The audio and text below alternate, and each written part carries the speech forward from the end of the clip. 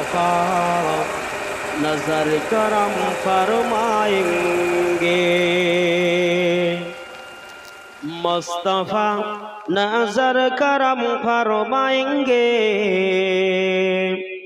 एक दिन हम भी मदीने जाएंगे, एक दिन हम भी मदीने जाएंगे। मुस्तफ़ा नजर करम फरमाएंगे। साकिया कौसर करम फरमाएंगे, साकिया कौसर करम फरमाएंगे। हम पी लेंगे ओ पिलाते जाएंगे। मुस्तफ़ा नजर करम फरमाएंगे। अल्लाहुम्मा सल्ली अला सय्यदिना व अला आलि सय्यदिना। এই পৃথিবীর পাড়ায় পাড়ায়, দূর আকাশের তারায় তারায়, এই পৃথিবীর পাড়ায় পাড়ায়, দূর আকাশের তারায় তারায়, আঁখি দুটি মোর যায় হারিয়ে, হৃদয়ে ছড়ায় তার অনুভূতি। আমি তোমাকে খুঁজি, আমি তোমাকে দেখি, আমি তোমার নামের তসবিহ লিখি। আমি তোমাকে খুঁজি আর তোমাকে দেখি, আমি তোমার নামের ছন্দ লিখি। গড়েছ তুমি এই পৃথিবী জাহান, তুমি অসীম তুমি মহান। গড়েছ তুমি এই বিশ্ব জাহান, তুমি অসীম তুমি মহান। তুমি পৃথিবীর পালনকারী, তুমি প্রভু অন্তর্যামী। আমি তোমারই খুঁজি আরে তোমারই দেখি, আমি তোমার নামের ছন্দ লিখি। কালেমা লা ইলাহা ইল্লাল্লাহ, লা ইলাহা, লা ইলাহা ইল্লাল্লাহ।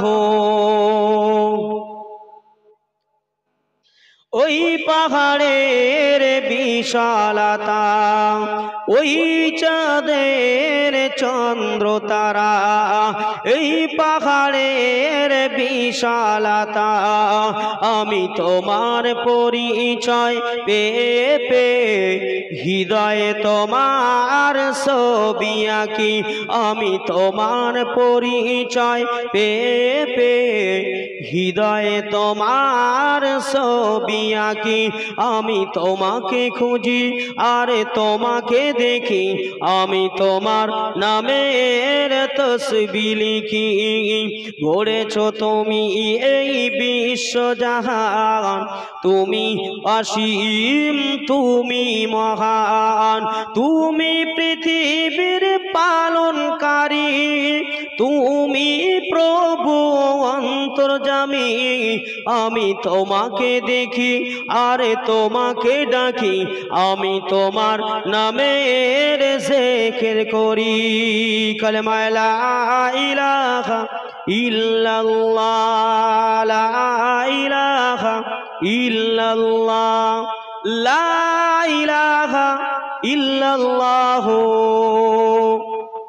মুহাম্মাদুর রাসূলুল্লাহ সাল্লাল্লাহু আলাইহি ওয়াসাল্লাম। মহাসম্মানীয় অধ্যকার, এ পূর্ব রাধানগর বনবিবিতলার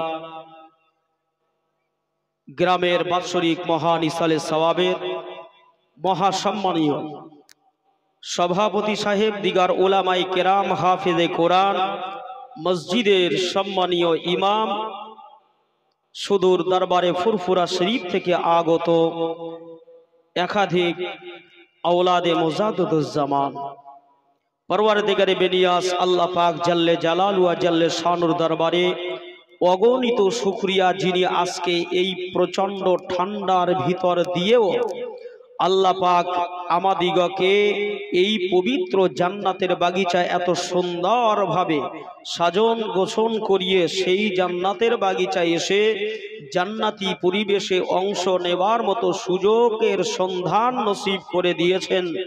আল্লাহ যথাজ্ঞা আমাদেরকে সেই জায়গায় উপস্থাপন হওয়ার তৌফিক নসিব করেছেন। সমস্যারে প্রাণ খুলে সকলে মিলে বলি আলহামদুলিল্লাহ।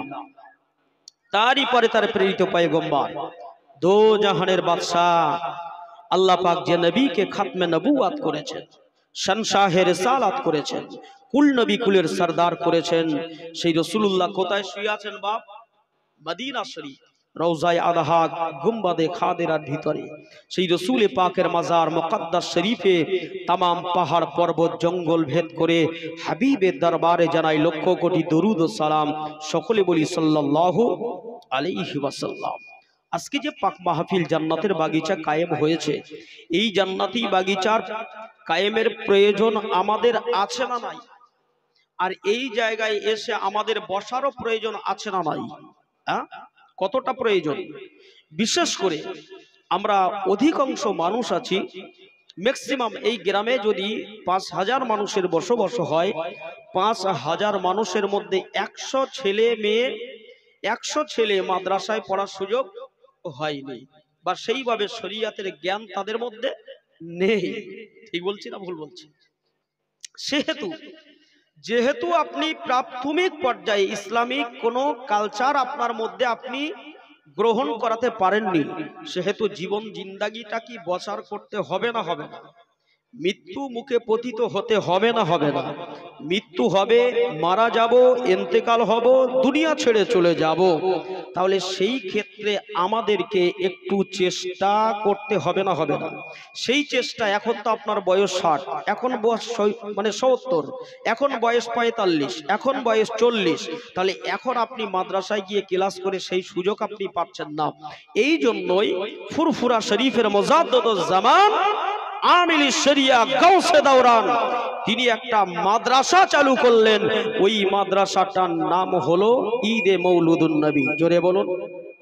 ফুরফুরা শরীফের আমার মুজাদ্দিদুজ্জামান হুজুর তিনি এই মজলিস চালু করেছিলেন, কোরআনের মজলিস, যেটা এই ভারতবর্ষের জমিনে বাংলার বুকে অন্য কেউ দেখাতে পারবেন না। তিনিই করেছিলেন, কারণ অন্য কোনো কারণ নয়। কারণটা হলো এটাই, যাতে বয়স্ক মানুষেরা ওই মজলিসে আসবে, ছোট বড় সকল সমন্বয়ের মানুষ আসবে, এসে তারা বসবে, তাদের কোনো লজ্জা শরমের কোনো বিষয় সেখানে থাকবে না, এসে বসবে, শরীয়তের কথা বলা হবে, যাদের যে সম্পর্কে জ্ঞান নেই সেই সমস্ত কথাগুলো বলার পরে তারা সেগুলো নিজেরা জ্ঞান সংগ্রহ করে বাকি জীবন জিন্দাগিটাকে সঠিকভাবে মূল্যায়ন করার চেষ্টা করবে। জোরে বললেন না?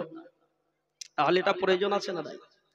এমন নওজোয়ানেরা, এমন ছেলেরা, বাচ্চারা, নবীরা, শেখ উম্মতি গণেরা, আজকে এই রাধানগর গ্রামে একটা জান্নাতের বাগান কায়েম হয়েছে। এই জান্নাতের বাগান আজকে আমরা আমাদের এলাকাতে পেয়েছি। আজ আমরা আমাদের হাতে করে গড়ে তুলতে সচেষ্ট হয়েছি, কিন্তু এই পাক মাহফিলের আমার আপনার নবী দিন দুনিয়ার বাদশাহ, এই পাক মাহফিলকে স্থাপন করার জন্য নবী আমার কত মেহনত করেছে। রাসূলুল্লাহ শরীরের রক্তগুলো, খুনগুলো আজ মক্কার জমিনের মাটি তার সাক্ষ্য হয়ে আছে। ঠিক বলছি না ভুল বলছি? আল্লাহ নবী ও তায়েফের ময়দান, তায়েফবাসীদের কাছে গিয়েছিলেন রাসূলুল্লাহ, এই মিলাদ নবী করেছিলেন। এই কথাই রাসূলুল্লাহ বলেছিলেন। আমি রাসূলুল্লাহ হলাম আল্লাহ পাকের পিয়ারা নবী, আমি রাসূলুল্লাহ হলাম আল্লাহ পাকের প্রেরিত দূত পয়গম্বর। যদি ঈমান আনতে হয়, কিছু চাইতে হয়, কারো ইবাদত করতে হয়, কারো আরাধনা করতে হয়, সেটা করতে হবে আল্লাহ পাকের। আল্লাহ পাকের পরে যদি কোনো তরিকায় কাজ করতে হয়, ওই তরিকাটা হবে মুহাম্মাদুর রাসূলুল্লাহ সাল্লাল্লাহু আলাইহি ওয়াসাল্লাম। নবী এই কথা বলেছিলেন না বলেননি? আল্লাহ নবী এই কথা যখন বললেন, তায়েফের মানুষেরা আল্লাহ নবীর উপরে ক্ষিপ্ত হয়ে গিয়েছিলেন, আল্লাহ রসুলের উপরে বড় রাগান্বিত হয়েছিলেন। আল্লাহ নবীকে তারা এত কষ্ট দিয়েছিলেন, আল্লাহর হাবিবকে এত পরিমাণে তারা আল্লাহর হাবিবের উপরে অত্যাচার শুরু করেছিলেন। আমার আল্লাহ পাকের নবী কত বড় সবরওয়ালা নবী, কত ইখতিয়ারওয়ালা নবী, আমার কত ধৈর্যশীল নবী আমার। দেখুন আমার নবী ওই তায়েফের নওজওয়ানদের বিরুদ্ধে, বৃদ্ধ আবাল বনিতা কারো বিরুদ্ধে আল্লাহর দরবারে সেদিনে আমার রাসূলুল্লাহ তিনি এমন করে নালিশ করলেন না। আমার নবী বরঞ্চ তিনি এই ফরমানটাই জারি করে দিলেন, রব্বে কারীম আপনি আমার ওয়াবুজ গুনাহগার পাপী উম্মতিদেরকে আপনি মাফ করে দিন। আল্লাহ পাক ওদের ভিতরে আপনি ইলমটাকে পরিপূর্ণ করে দিন, যাতে করে তারা সঠিকভাবে দিন শরিয়াতকে মূল্যায়ন করতে পারে, আপনার উপর ঈমান আনয়ন করে, আপনার কদমে সিজদা দেয়। আমি রাসূলুল্লাহ আমাকে রাসূল বলে মানে, আমি নবী আমাকে নবী বলে মানে। কারণটা হলো দুনিয়া জমিনে যে ব্যক্তি আমি রাসূলুল্লাহ আমাকে নবী বলে মানলো, আল্লাহ পাক তিনি ওয়াহিদ লা শরীক, এটা যে ব্যক্তি মেনে নিল, তার ঠিকানাটা যদি সে গুনার কারণে জাহান্নামায় গিয়ে থাকে, জাহান্নামের জেলখানাটা যদি সে এমন করে কেটে থাকেন, তথাপিও ঈমান আনয়ন করবার কারণে সে আল্লাহ পাকের জান্নাতে দাখিল হয়ে যাবে। জেল খাটার পরেও সে জান্নাত পেয়ে যাবে। কিন্তু ঈমান যদি না থাকে, ঈমান আমার নেই, সবকিছু আছে, আমি জান্নাতে যেতে পারবো বাবা? জি। এই জন্যই রাসূলুল্লাহ তিনি বারবার এই দ্বীনের তালিম দিয়েছিলেন সাহাবা হুজুরদেরকে। নবী একদিকে গায়ের কম ইহুদি নাসারাদের কাছে ইসলাম প্রচার করেছেন, প্রচারটা আলাদা আর তালিমটা আলাদা। অপরদিকে সাহাবা হুজুর যারা নব মুসলিম হয়েছে, যারা ঈমান আনয়ন করেছে, রাসূলুল্লাহ কখনো মক্কায়, কখনো মদিনায়, কখনো রাস্তার মাঝখানে তাম্বু গেড়ে, খিমা গেড়ে রাসূল সাহাবা হুজুরদেরকে ঈমান ইসলামের কথা রাসূলুল্লাহ শুনিয়েছে, যাতে করে তারা সুপথের পথিক পূর্ণাঙ্গভাবে জীবন ব্যবস্থা গড়ে তুলতে পারে। জোরে বলুন আল্লাহ নবী মদিনা নবাবিতে আল্লাহর হাবিব ওয়াজ করলেন, নসিহত করলেন আমার নবী সাহাবা হুজুরেরা মদিনা নবাবী শরীফে আল্লাহর হাবিবের পূর্ণিমার চাঁদের মুখের দিকে তাকিয়ে তাকিয়ে ওয়াজ শুনতে লেগেছেন। আল্লাহ নবী বলতে লাগলেন, ও বাবা সাহাবায়ে কেরামেরা, ও আমার উম্মতি গণেরা, আল্লাহ পাকের দুনিয়ায়, আল্লাহ পাক দুনিয়ার জমিনে বান্দাকে কেমন ভাবে পরীক্ষা করে দেখুন। আল্লাহ নবী বলতে লাগলেন, বনি ইসরাইল কওমের নবী মুসা আলাইহিস সালাতু ওয়াস সালাম, নবী ঈসা আলাইহিস সালাতু ওয়াস সালাম, নবী হযরত ইউসা ইবনে নুন আলাইহিস সালাম, হযরত নবী হারুন আলাইহিস সালাম, হযরত নবী ইয়াকুব আলাইহিস সালাম, হযরত নবী ইউসুফ আলাইহিস সালাম, এই সমস্ত নবী উম্মতিগণকে বলা হয় বনি ইসরাইল কওম। এই বনি ইসরাইল কওমের উম্মতির ভিতর থেকে আল্লাহ পাক ঈমানদারদের ভিতর থেকে তিনজনকে আমার আল্লাহ পরীক্ষা নিয়েছিলেন, আমার আল্লাহ ইমতিহান নিয়েছিলেন, আমার আল্লাহ সেমিনার নিয়েছিলেন। আমার আল্লাহ পাকের দরবারে তারা দুনিয়া জমিনে কেউ সেটাকে পরিপূর্ণ করে ফেলেছে, কেউ সেটা জিতে নিয়েছে, আবার কেউ ফেল করে ফেলেছে, কেউ ওই ইমতিহানে এমন করে বিজয় নসিব হয়ে গেছে কারো, আবার কেউ বা পরাজয় ঘটিয়ে ফেলেছে। আল্লাহ নবী বনি ইসরাইল কওমের নবীর উম্মতির ভিতরে তিনজন উম্মত ছিল। একজনকে আমার আল্লাহ পাক এমন করে কঠিন একটা রোগ দিয়েছিলেন, ওই রোগটার নাম হলো কুষ্ঠ রোগ। কিসের রোগ? কি রোগ? কুষ্ঠ। কুষ্ঠ রোগ মানে হচ্ছে যেটা পায়ের পাতা থেকে নিয়ে মাথার চুল পর্যন্ত সমস্ত শরীরের চামড়াগুলো পচে রসানি ঝরা, কঠিন রোগ একটা। আরেকজনকে আমার আল্লাহ পাক একটা রোগ দিলেন টাক পড়া। টাক পোকা লেগেছে মাথায়, বুঝতে পারছেন না? টাক পোকা, হ্যাঁ, টাক পোকা লেগেছে, মাথার চুলগুলো উঠতে উঠতে পড়তে পড়তে একেবারে সব ঝরে গেছে, চুল নেই। কি বিপদ রে বাবা! আর একজন মানুষকে আল্লাহ পাক চোখে অন্ধ করে দিয়েছে। কি করেছে?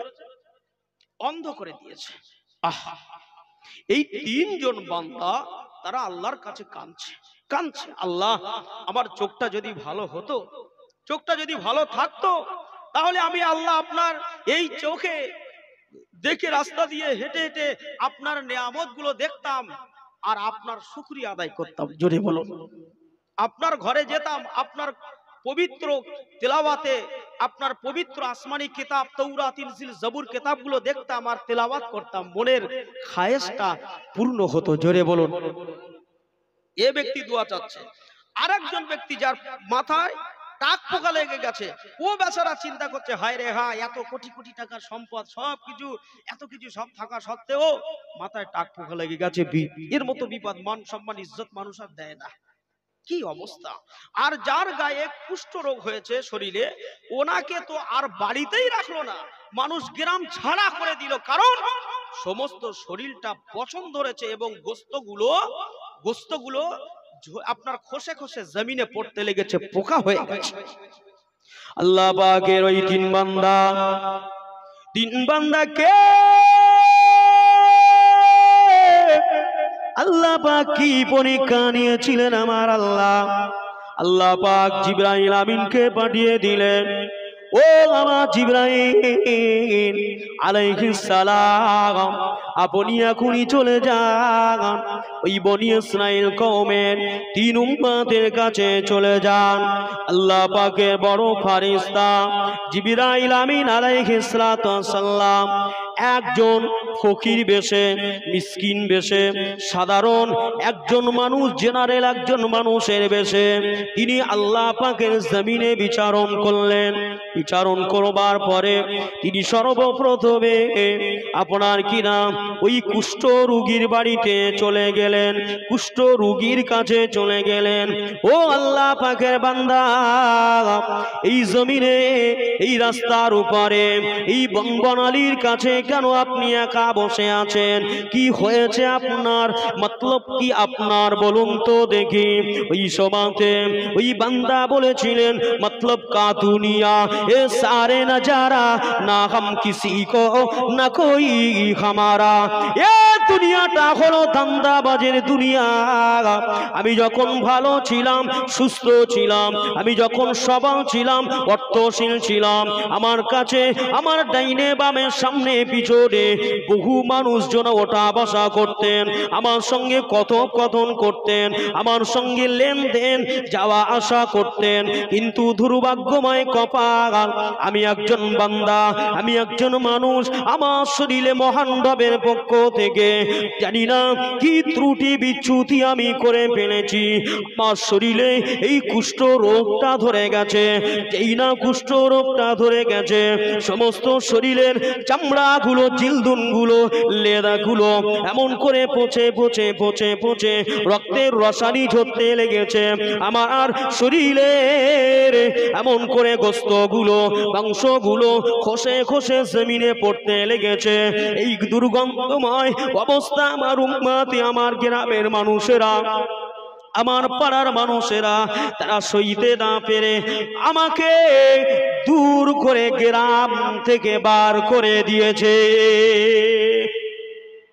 এখন আমি একজন দুঃখী, দুঃখ নিয়ে ভারাক্রান্ত মন নিয়ে, অন্তর নিয়ে, দিল নিয়ে আমি এখানে বসে আছি একজন পথিকের ন্যায়।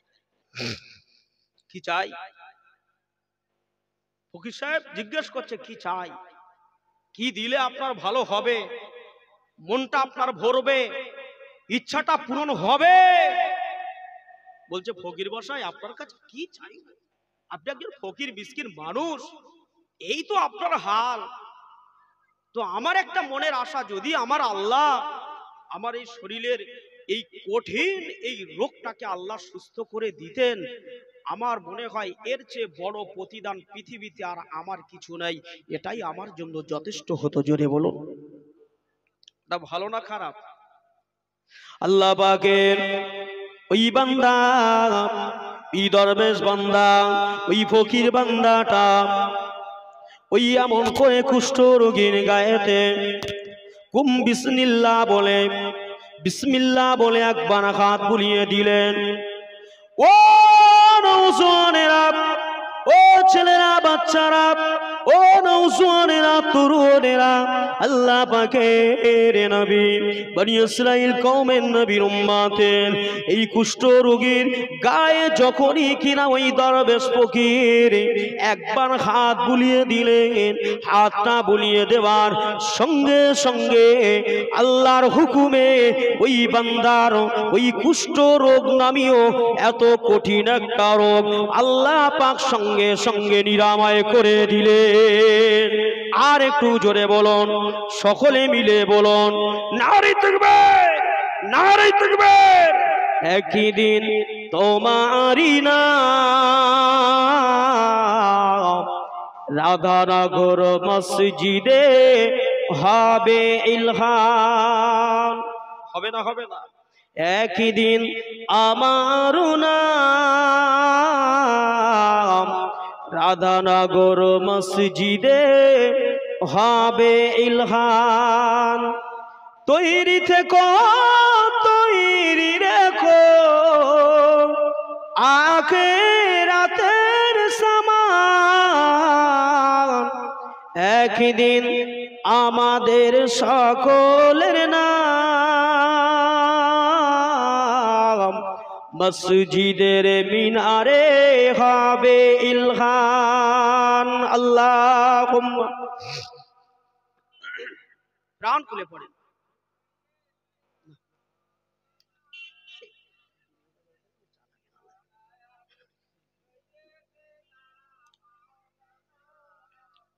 সাল্লাল্লাহু আলাইহি ওয়াসাল্লাম। আবার আলোচনায় অসুবিধা হয় না তো? এখন এই কুষ্ঠ রোগীর গায়ে যে হাত বুলিয়ে দিয়েছে, ওই রকম একটা বিষয়, ওই রকম একটা মনে কষ্ট নিয়ে বাইরে বসে আছে, ওই ব্যক্তিটা যদি শরীর সুস্থ হয়ে যায়, তার চেয়ে খুশি আর কিছু আছে? আলহামদুলিল্লাহ, খুব খুশি। শরীরে একেবারে নতুন চামড়া গজিয়ে গেছে, আল্লাহ শুকরিয়া, শরীর একদম সুস্থ, সুস্থ হয়ে গেছে। তো ফকির মশাই বলছে, দরবেশ বলছে, এই আল্লাহর বান্দা, শরীর তো সুস্থ হয়ে গেছে, কি চাই? কিছু চাওয়ার আছে? কিছু মনে আশা আছে কিছু, যে কিছু একটা নেই বা এরকম কিছু? বলছে, হ্যাঁ দরবেশ, ফকির বাবাজি, যা ছিল সব তো বিক্রি করে ডাক্তার, হেকিম, বৈদ্য, কবিরাজ করলাম, সব শেষ করে ফেললাম, ঘর বাড়ি পর্যন্ত আর ভালো করে নাই, ধন সম্পদ যা ছিল সব শেষ। তো যদি আমার আল্লাহ আমাকে একটা উট দিতেন, উট, কি বললাম, উট, একটা উট দিতেন, ওই উটটাকে পালন করে তাকে একটু দেখাশোনা করে আল্লাহ যদি একটা উট দিতেন, ওই উটের বাচ্চা হতো, তার দুধ দহন করে খেতাম, একের পর এক বিস্তার হতো, বংশ বিস্তার হতো, আল্লাহ চাইলে ওতেই আমি একজন খুব জ্ঞানী হয়ে যেতাম। জোরে বলুন সুবহানাল্লাহ। তো ওই ফকির মশাই কি করলেন, ওই কুষ্ঠরোগী ব্যক্তিকে একটা উট দিয়ে চলে গেলেন। কি দিলেন? উট। উট দিয়ে দরবেশ চলে গেলেন। আল্লাহ পাকের ওই দরবেশ বান্দাটা ওই কুষ্ঠ রোগীকে একটা উট দিয়ে চলে গেলেন। ও রাগদানগরের মানুষেরা, ও নওজোয়ানেরা, তরুণেরা, বাপেরা, আল্লাহ পাকের নবী মদিনা নববী শরীফে আল্লাহ নবী এই কথা সাহাবা হুজুরদেরকে নবী আমার বলছিলেন। আমার নবী সম্মুখে ওই সময় হাজার হাজার সাহাবা হুজুরেরা বসেছিলেন। দ্বিতীয় ব্যক্তিটা তিনি এমন করে দরবেশ যখন এই কুষ্ঠ রোগী থেকে একটু আগে গেলেন, এবারে আপনার ওই টাক পড়া বান্দাটা যার মাথায় টাক পোকা লেগে গেছে, সমস্ত মাথা ভরা চুল ছিল, কিন্তু এই চুলগুলো এমন একটা কঠিন রোগ হয়ে যাওয়ার কারণে তার চুলগুলো উঠে পড়ে পড়ে সমস্ত মাথাটা শূন্য হয়ে গেছে। ওই বান্দার কাছে মনটা বড় ভারাক্রান্ত করে নিয়ে জমিনের উপরে তিনি দাঁড়িয়ে রয়েছে আর বড় চিন্তাশীল, বড় ফিকিরশীল হয়ে গিয়েছে। হায় রে হায়, এই মাথার চুলটা পড়ে গেল। আমি একজন গ্রামের মোড়ল ছিলাম, আমি একজন গ্রামের মাতব্বর ছিলাম। আমার এমন একটা রোগ হয়ে যাবার কারণে মানুষ আমাকে আর বিচারশালায় আমাকে ডাকেন না, মানুষ আমাকে আর সম্মান দেন না, আর ইজ্জত দেন না, আর তাজিম দেন না, আর তামাদ্দুম করেন না। এইটা মনে করে তার যত ধন সম্পদ ছিল সমস্ত ধন সম্পদের বিনিময় তিনি তার মাথার ওই টাক পোকা লাগার ব্যাধি, ওই ব্যায়ামটাকে উপশম করার জন্য তিনি ব্যয় করতে পিছু পা হলেন না।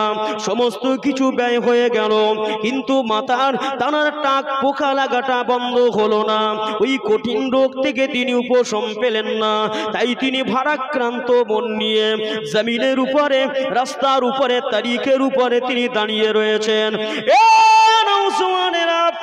ছেলেরা, বাচ্চারা, মুরব্বিয়ানেরা, বাপেরা, মায়েরা, বোনেরা, এমন করে ওই ফকির দরবেশ বান্দাটা গিয়ে বলেছিলেন, এ আল্লাহর বান্দা, কি ব্যাপার বলুন তো দেখি, কি চিন্তা নিয়ে, কি ফিকির নিয়ে আপনি এখানে দাঁড়িয়ে আছেন বলুন তো দেখি। ওই সময় ওই বান্দাটা বলেছিলেন, আপনি একজন ফকির, আপনি একজন দরবেশ, আপনি একজন মিসকিন মানুষ। আমার মনের দুঃখ, আমার মনের কষ্ট, আমার মনে জায়েজ, আমার মনের তামান্না, কি জায়েজ তামান্না এটা আমি আপনার কাছে বলবো। আর আপনার থেকে কি বা আমি উপকার বা উপশম পাবো, আপনার কাছে বলে আমার কি লাভ হবে? দরবেশ বলছে, বাবা একটু বলেন না কি ঘটনা ঘটেছে, কি সমস্যায়? আমি তো দেখছি আপনি খুব চিন্তাশীল, ভীষণ চিন্তা করছেন। কি চিন্তা করছেন বলুন? বলছেন, দরবেশ, আমার এই মাথায় না টাক পোকা লেগেছে, খুব সুন্দর দেখতে হেল চেহারা ছিল, আর আমার এই চুল একদম মাথা ভরা চুল ছিল। মানুষ আমাকে দেখে খুব সম্মান করত, আমাকে যে কোনো এক বড় বড় মজলিসে আমাকে ডাকতো। কিন্তু এমন একটা পজিশন হয়ে গেছে, আমার এই মাথায় একটা টাক পোকা লাগলো, টাক পোকা একটুকুনি জায়গায় লাগতে গোটা মাথাটা পুরো একেবারে শেষ হয়ে গেছে, চুল শেষ হয়ে গিয়ে মাথায় পোকাগুলো গিজ গিজ গিজ গিজ করছে। আমার নিজের স্ত্রী আমাকে ভালো করে সম্মান করে না, আমার কাছে থাকে না, আমার বেটা বেটি আমার কাছে থাকে না, আমার গ্রামের মানুষেরা কোন একটা ভালো জায়গা আমাকে দাঁড়াতে পর্যন্ত দেয় না। কি বিউজ্জতি আর বেউজ্জতি, অসম্মান আর অসম্মান, সহ্য করতে পারছে না। এমন নওজওয়ানেরা, দরবেশ বলেছিলেন, ও আল্লাহ পাকের বান্দা, ও আল্লাহ পাকের বান্দা, আমি যদি আপনাকে কিছু দেই, ওই দেওয়ার মধ্যে আপনি কোনটাকে পছন্দ করছেন? বান্দা বললেন, আমার কাছে সবচেয়ে বড় পছন্দ হলো আমার এই টাক পোকা নামীয় কঠিন রোগ থেকে সেবা পাওয়া। জোরে বললেন না, সবচেয়ে আমার কাছে বড় উপঢৌকন বা সবচেয়ে বড় নিয়ামতের হচ্ছে এই কঠিন রোগ থেকে আমাকে মুক্তি পাওয়াটাই হচ্ছে সবচেয়ে বড় পাওনা। জোরে বলো। এই কথা যখন বললেন ওই দরবেশ মানুষটা সঙ্গে সঙ্গে আল্লাহ পাকের নাম নিয়ে কুম বিসমিল্লাহ, আল্লাহ পাকের নাম খানা নিয়ে বিসমিল্লাহ বলে ওই মাথার উপর একটুখানি হাত খানা বুলিয়ে দিলেন, বাহু খানা বুলিয়ে দিলেন, ইয়াদুন খানা বুলিয়ে দিলেন। যেই না তিনি বাহু খানা বুলিয়ে দিলেন, আল্লাহ পাকের হুকুমে মুহূর্তের মধ্যে আল্লাহ পাক ওই মাথার টাক পোকাটাকে সরিয়ে দিয়ে আমার আল্লাহ একেবারে কচি কচি সুন্দর ভ্রমরায় পরিপূর্ণ করে দিলে। আল্লাহ পাকের নিয়ামত দেখেন।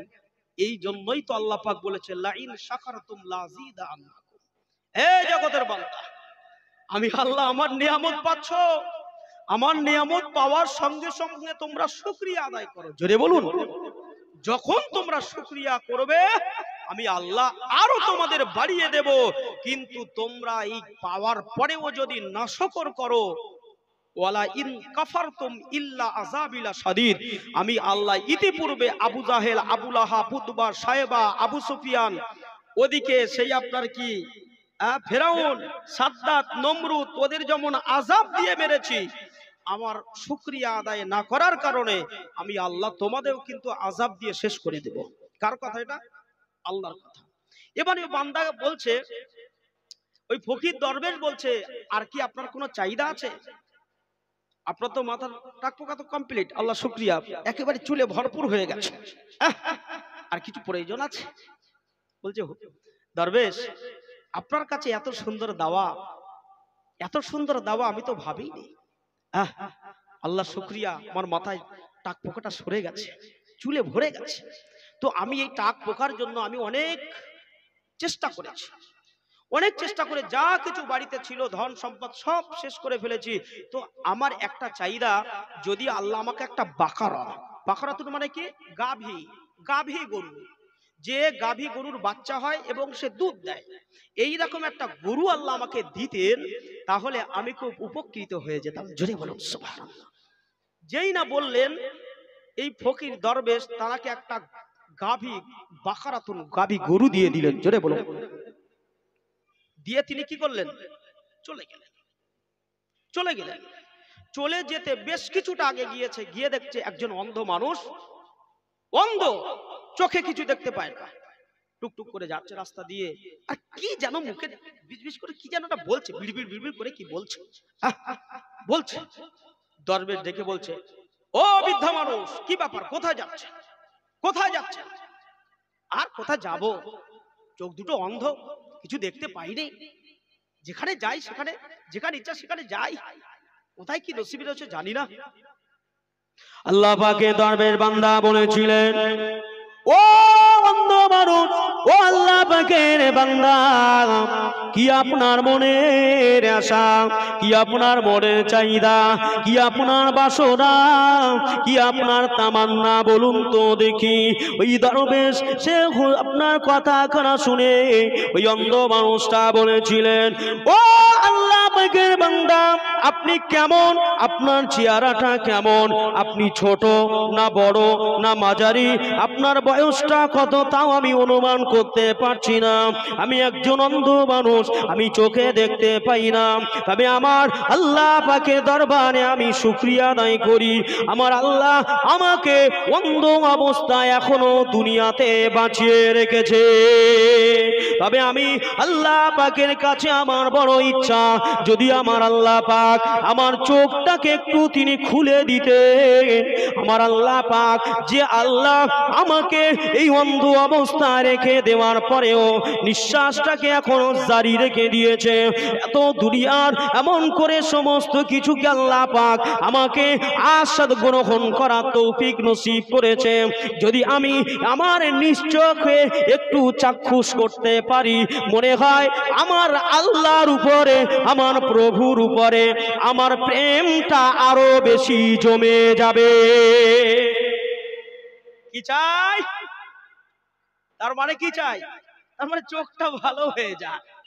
যেই না বললেন বলছে বহু চেষ্টা করেছি, বহু ডাক্তারখানা কবিরাজের কাছে গিয়েছি, কিন্তু কাজ হয়নি, কাজ হয়নি। বুঝতে পারছেন না? কাছাকাছি কাজ হয়নি। তো যদি আমার এই অন্ধ চোখটা ভালো হয়ে যায় আমি খুব উপকৃত হব। যেই বললেন ওই দরবেশ ফকির বাবাজি, তিনি ওই চোখের উপরে বিসমিল্লাহ আল্লাহ পাকের নাম নিয়ে একটু হাত বুলিয়ে দিলেন। যেই না হাতটা বুলিয়ে দিয়েছেন, সঙ্গে সঙ্গে আল্লাহর হুকুমে অন্ধ মানুষটা সঙ্গে সঙ্গে চোখ পেয়ে খুঁজে পেয়ে গেছে। জোরে বলো, চোখটাকে ফিরে পেয়েছে। একটু সকলে তাকবীর দেন, নারে তাকবীর। আওলাদে মুজাদ্দিদুজ জামান, আওলাদে মুজাদ্দিদুজ জামান, মাসলাকে মুজাদ্দিদুজ জামান, ভাইজান হুজুর কিবলা, ভাইজান হুজুর কিবলা, নারে তাকবীর। আলহামদুলিল্লাহ, দরবারে আওলাদে মুজাদ্দিদুজ জামান ভাইজান হুজুর কিবলা তিনি আমাদের কাছে তশরিফ আনছেন। সকলে বলি আলহামদুলিল্লাহ। তাহলে কি বলছিলাম? জি, সকলে তাকবীর দেন, নারে তাকবীর, নারে তাকবীর। আওলাদে মুজাদ্দিদুজ জামান, আওলাদে মুজাদ্দিদুজ জামান, মাসলাকে মুজাদ্দিদুজ জামান, দরবারে হক ফুরফুরা শরীফ, দরবারে হক ফুরফুরা শরীফ, আওলাদে মুজাদ্দিদুজ জামান আমাদের জনাব ভাইজান হুজুর কিবলা। নারে তাকবীর। সকলেই বসে যান আমার ভাইয়েরা, বাপেরা, নওজওয়ান তরুণেরা। আপনারা সকলে খুশি না বেজার? আলহামদুলিল্লাহ, সকলে বলি আলহামদুলিল্লাহ। ভাইজান তিনি করে আসবেন ইনশাআল্লাহ আমাদের কাছে, আজ নসিহত করবেন। জি, কি কথা বলছিলাম? তাহলে এই অন্ধ মানুষের চোখের উপরে হাত বুলিয়ে দিয়েছে, আল্লাহর রহমে চোখটাও তিনি ফিরে পেয়ে গেছে। জোরে বলুন সুবহানাল্লাহ। তানাকে জিজ্ঞেস করছে আপনার কিছু চাহিদা আছে? আমি চলে যাব। বলেন যদি চাহিদা থাকে আপনার চাহিদা আমি একটা পূরণ করে যাওয়ার জন্য ইচ্ছা রাখছি। তো বললেন হ্যাঁ, আল্লাহ যদি আমাকে একটা গনাম একটা ছাগল দিত, ছাগল, ছাগল, বকরি ছাগল যদি দিতেন, ওই বকরি ছাগলটা পালতাম, তাকে একটু আপনার যেভাবে তাকে পরিচালনা করে সেইভাবে করে আল্লাহ পাক তার বাচ্চা দিত, তার মাঠ থেকে দুধ দহন করতাম এবং বাচ্চা থেকে একের পর এক বংশ বিস্তার হতো। এর ওসিলায় আল্লাহ আমাকে চালিয়ে নিয়ে যেতেন। জোরে বলুন সুবহানাল্লাহ। এই বিশ্বাস তিনি কি করলেন, একটা ছাগল গানাম দিয়ে গেলেন। প্রথম জামালুন একটা উট দিলেন, দ্বিতীয় বাকারাতুন একটা গাভী গরু দিলেন, তৃতীয় একটা গানাম ছাগল দিয়ে দিলেন, দিয়ে চলে গেলেন। চলে যাওয়ার পরে বেশ অনেক দিন পরে, ভালো করে বুঝবেন, এখানে বলছে একজন পাগল বাজারে, একটা বাজারে ঘুরছে, বলছে মতলব কা দুনিয়া এ সারে নজারা না হাম কিসি কো না কোই হামারা। বলছে এই দুনিয়াটা কেউ কারো না, এই দুনিয়াটা হচ্ছে ধান্দাবাজির দুনিয়া, বুঝলেন না? আর একজন মস্তান এসে বলছে এই পাগল ফকির, কি বলিস রে? এইসব উল্টো পাল্টা কি বলিস? আজকে যদি আমি বলি রাধানগর বাজার বন্ধ তো বন্ধ, আজকে যদি আমি বলি ভাঙড় বাজার বন্ধ তো বন্ধ, আমি মস্তান যা বলবো তাই মানুষ শুনবে। আর তুমি বলছো দুনিয়াটা হচ্ছে ধান্দাবাজির দুনিয়া।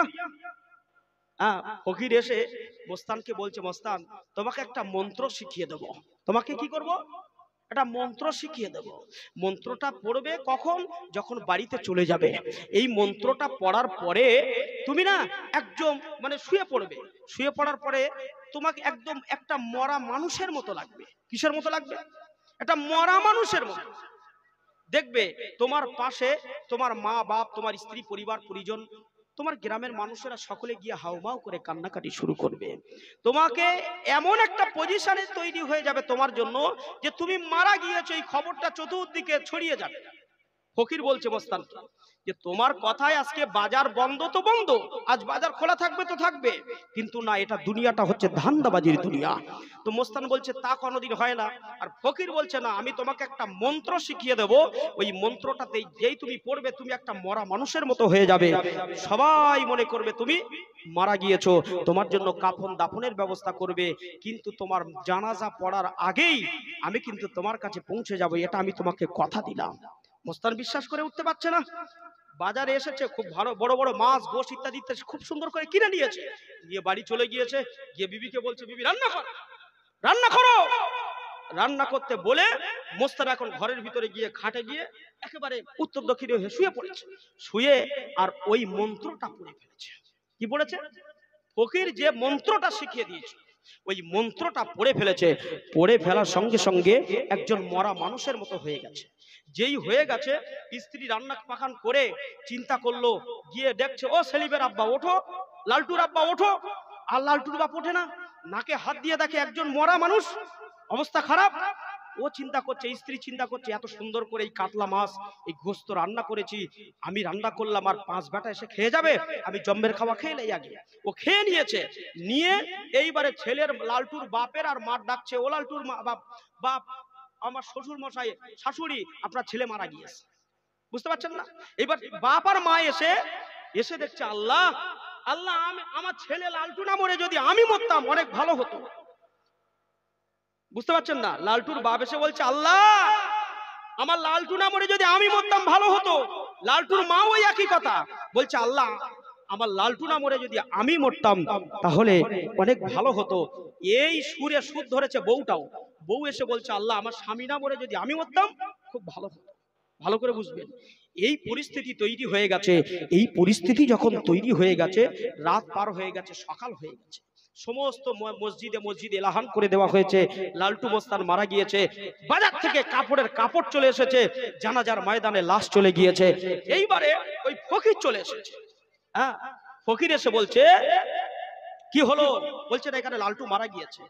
এবারে ফকির এসে বলছে, লালটুর মা বাবা কোথায়, তার স্ত্রী পরিবার পরিজন কোথায়? আমার কাছে একটা দাওয়া আছে। হ্যাঁ, বলছে আমার কাছে একটা ঔষধ আছে। বলছে এই ঔষধটা जो पिलेगा वो मर जाएगा मगर मरा हुआ आदमी को जिंदा होगा। জোরে বলুন, এই কথা কি বোঝা গেল? হ্যাঁ, বলছে আমার কাছে একটা ঔষধ আছে, এই ঔষধটা যে পান করবে এ মরে যাবে, মगर मरा हुआ आदमी को जिंदा होगा। আর ওই মৃত ছেলেটা লালটু সে জীবিত হয়ে যাবে। কথা কি বোঝা গেল? এবারে এই কথা যখন বলেছে, লালটুর বউ যেখানে ছিল ও ওখান থেকে 25 সপ্তাহ পথে দৌড়। সর্বনাশ, ও ব্যয়রাম খায় হয়ে গেছে, যাক ওর জন্য আবার আমি মরবো। বুঝতে পারছেন না? লালটুর বাপকে ডাকা হয়েছে, ও লালটুর বাপ শোনে দেখে আসেন।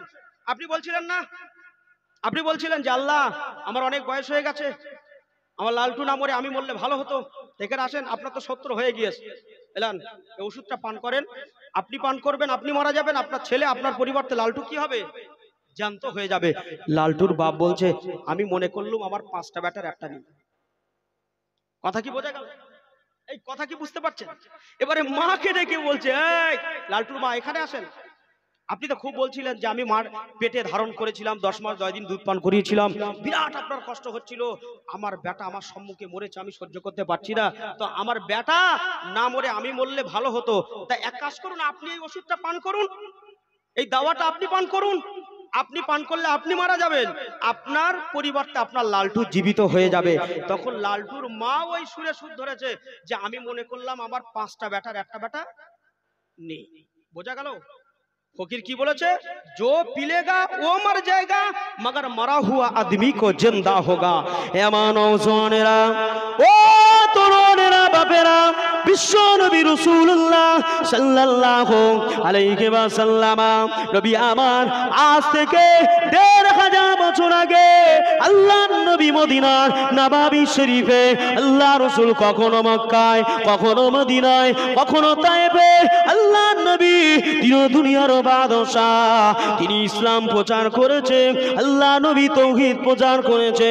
আর আমার নবী তিনি বলে দিয়েছেন, ও আমার উম্মতিরা, এই দুনিয়াটা হলো ধান্দাবাজির দুনিয়া, এই দুনিয়ার মায়া মোহাব্বতে প্রেম আর প্রীতিতে পড়ে তোমরা আখিরাতকে ভুলে যেও না, ভুলে যেও না। তুমি যখন ইন্তেকাল হয়ে যাবে আর তোমার সঙ্গে একটা মিনিট কেউ থাকার চেষ্টা করবে না। ঠিক বলছি না ভুল বলছি? তাহলে এই দুনিয়াটা ধান্দাবাজির দুনিয়া না, দুনিয়া নয়। যার আমল, যার জীবন, যার জিন্দেগি, তাকেই আল্লাহর কাছে জবাবদিহি হতে হবে। আপনার ব্যাপারে আপনার বাবা, আপনার মা, আপনার গ্র্যান্ডফাদার, আপনার এলাকার কোন মহাজন গিয়ে আপনার ব্যাপারে কোন রকমের জবাবদিহি করবে না। এমন নওজওয়ানেরা, ও নবীর উম্মতিগণেরা, এই যে 3 জন ব্যক্তি কাদের কথা বলছি বুঝতে কি পেরেছেন? বাস কি ভুলে গেলেন বাপ? আজকে ভুলে গিয়েছেন তিনজন, একজন কুষ্ঠ রোগী কি দিয়েছিলেন? বিরাট বড় একটা উট, একজন টাক পোকা, বড় একটা গাভী গরু, একজনের চোখটা অন্ধ। কি দেওয়া হলো তাকে? দেওয়া হলো একটা ছাগল। চলে গেছে। যিনি দিয়ে গেছেন তিনি কে? তিনি কি দুনিয়ার ফকির, দুনিয়ার মানুষ?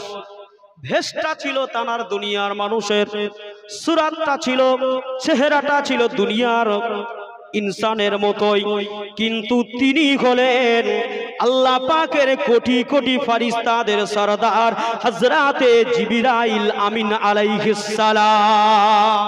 ও নওজওয়ানেরা, বিশ্বনবী রাসূলুল্লাহ সাহাবা হুজুরদেরকে নিয়ে নবী আমার তিনি এই কথা বলছিলেন। আল্লাহর নবী বলেছিলেন, ও বাবা সাহাবারা, ওই ব্যক্তিটা কোন ব্যক্তি? ওই কুষ্ঠ রোগী, যে ব্যক্তিটার গায়ে হাত বুলিয়ে দিলেন, কুষ্ঠ রোগটা শেফা হয়ে গেল, গায়ে নূতন চামড়া গজিয়ে উঠল, শরীরটা সুস্থ হয়ে গেল। ওকে দেওয়া হয়েছিল একটি ক্যামেল, একটি দেওয়া হয়েছিল ক্যামেল বা আপনার জামালুন, একটা উট। ওই একটা উটের কারণে ওই ফকির মশাই, ওই দরবেশ দুয়া চেয়েছিলেন আল্লাহর দরবারে, আল্লাহ পাক কবুল করে নিয়ে তাকে এত উটের মালিক বানিয়ে দিয়েছে।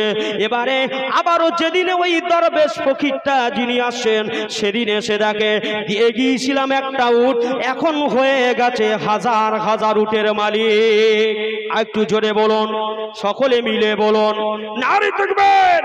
আল্লাহ পাকের ওই দরবেশ বান্দাটা এসে ওই কুষ্ঠ রোগীর কাছে গিয়ে বলেছিলেন, ও আল্লাহ পাকের বান্দা, আল্লাহ পাক তোমাকে অনেক ধন দিয়েছে, সম্পদ দিয়েছে, দৌলত দিয়েছে, আল্লাহ পাক তোমাকে অনেক সুস্থ রেখেছে, তোমাকে দেখতে কত সুন্দর।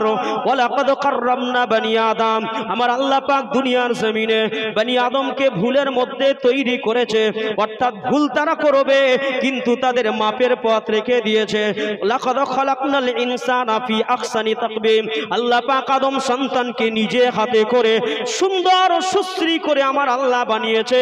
ও আল্লাহর বান্দা, তোমার কতই সুন্দর না দেখতে, তোমার সুচিয়ারা। এই যে উটগুলো রয়েছে এই ময়দানে, এই জামালুনগুলো, এগুলো কার? তিনি বলছেন আমার। তবে একটা আমার আরজু থাকবে, আমি একজন ফকির, আমি একজন দরবেশ, আপনার কাছে একটাই আমার চাওয়া, একটাই আমার পাওয়া। ওই পাওনাটা হলো একটা উট আমাকে দিতে হবে। দিয়ে ধন বোঝে মন, কেড়ে নিতে কতক্ষণ। আছে না নাই? এমন আছে না নাই? আছে, হাজার হাজার আছে। বুঝতে পারছেন না? যেই না বললেন যে একটা উট আমাকে দিতে হবে, বলছে না, কোনো মতেই কশ্চিন কালে দেওয়া যাবে না। এ উট বড় কষ্ট করে তৈরি করেছে, এ উট বড় কষ্ট করে তৈরি করেছে, দেওয়া যাবে না। তখন ফকির বলছে, দরবেশ বলছে, এই আল্লাহর বান্দা, আপনার কি মনে নেই আজ থেকে 20 বছর আগে, 30 বছর আগে আপনার শরীরে কুষ্ঠ রোগ হয়েছিল, অবস্থা আপনার খারাপ ছিল, গ্রামের সাগিরের, গ্রামের ভিলেজের মানুষে আপনাকে বার করে দিয়েছিল, আপনার গায়ে একটুখানি হাত বুলিয়ে দিয়ে একজন বান্দা চলে গিয়েছিল, আপনাকে একটা উট দিয়েছিল, আপনার কিছু ছিল না, তার থেকে আল্লাহ আপনাকে বরকত দিয়েছে। বলছে না, ওসব বাজে কথা রেখে দেন, রাখেন ওসব বাজে কথা, এসব আমার বাপ দাদু 14 গোষ্ঠীর থেকে পরম্পরা ভাবে আমি পেয়েছি। কি হয়েছে? বাপ দাদুর 14 গোষ্ঠী পরম্পরা থেকে আমি পেয়েছি। এটা পৃথিবীর কোন মানুষ আমাকে দেয়, কোন মানুষের অবদান নাই, এটা বাপ দাদুদের থেকে আমি একজন অংশী হিসাবে আমি তাদের থেকে পেয়েছি। অতএব এই উট দেওয়া যাবে না, চলে যাবে, যান চলে যান, ধমক দিতে লাগবে। একবার, দুবার, তিনবার যখন তিনি ধমক দিয়ে দিলেন, ওই দরবেশ চলে গেলেন। ওই দরবেশ এমন করে চলে যাবেন, ও সোনা মানিক নবীর উম্মত, ওই দরবেশ বলেছিলেন, রহিবের দরবারে 2 দুইখানা করে হাত তুলে বলেছিলেন, রহমান ও প্রভু দয়াময় আল্লাহ, আপনার কাছে আমার আরজু, আপনার কাছে আমার দরখাস্ত, আপনার কাছে আমার ফরমান এটাই, এই বান্দা আপনার বান্দা যেমন ছিল আজ থেকে 20-30 বছর আগে, এই বান্দাকে আপনি সেই জায়গায় পৌঁছে দিন। এই কথা বলতে বলতে ওই ফকির দরবেশ চলে গেলেন। আবার বেশ কিছুটা আগে গিয়ে ওই টাকলুর সঙ্গে দেখা হয়ে গেল, যার টাক পোকা লেগেছিল। তাকে জিজ্ঞেস করছে, কি ব্যাপার এখানে দাঁড়িয়ে? জি, আপনি দাঁড়িয়ে আছেন, ভালো আছেন? তো ফকির মানুষ, পয়সাওয়ালা মানুষ, যদি ফকির মানুষ যদি পয়সাওয়ালা মানুষের জিজ্ঞেস করা ভালো আছেন বাবু, ও তখন আর 3 বার বললে ও একবারও শুনতে পায় না। ঠিক বলছি না ভুল বলছি? এই বলছি, কথাটা ঠিক বলছি না ভুল বলছি? দাদু যখন বুড়ো হয়ে যায়, বয়স হয়ে যায়, নাতি তখন একেবারে ফুটফুটে চেহারা, সুন্দর তাগড়া শরীর। দাদু 1 বার 2 বার 5 বার 7 বার ধরে ডেকে ডেকে দাদুর ডাকে একবারও সাড়া পাওয়া যায়। অথচ ওই নাতি, ওই পোতাটা যখন মায়ের কোলে কাঁদছিল, মা উঠোনটা ঝাড়ু দিচ্ছিল, রান্না পাকানের কাজ করছিল, দাদু বলছিল, বৌমা যাও কাজ ফেলে রাখো, আগে চলে যাও, আগে দুধ খাওয়া আমার দাদু ভাইকে।